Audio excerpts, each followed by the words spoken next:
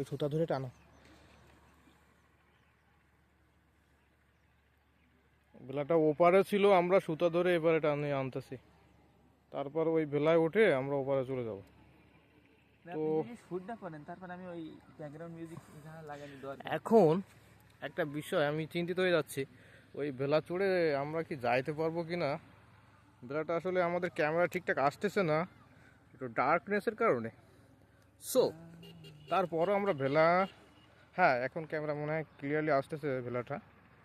হ্যাঁ, ওপারে যে দ্বীপ মতো দেখতেছেন না, ওই যে কুড়িঘরের পাশে আশেপাশ দিয়ে, ওইখানে যে আমরা কবিতা, আমরা একজন একটু একক অভিনয় করবে একজন, আর আমার এক ছোটো ভাই হয়ে একক অভিনয় করতে পারে ভালো, সেজন্য সেটা একক অভিনয় করবো ওখানে গিয়ে।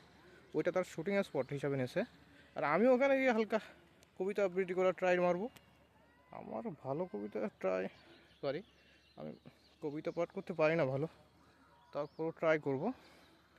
আমি চিন্তা করতেছি রফিকা দাদের অপেক্ষা কবিতাটি পাঠ করার। একটু ক্যামেরা বন্দি করে নাও, একটু এই দড়ি দড়ি টানাতে একটু।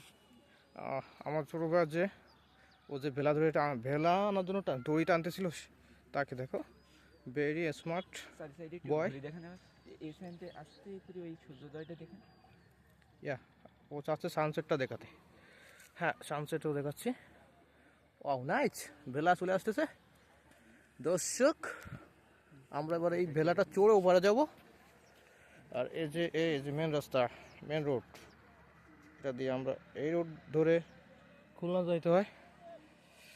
এটা নতুন রোড রয়েছে, এটা এখান থেকে খুলনা দূরত্ব আপনার 103 কিলোমিটার মেবি সামথিং হতে পারে, 103 থেকে 4। ওকে, হ্যাঁ ভেলা চলে আসছে একদম আমাদের এপারে, ওপার থেকে। এখন এটা উঠে পড়বো আমরা। একটু যাবেন নাকি? তিনজন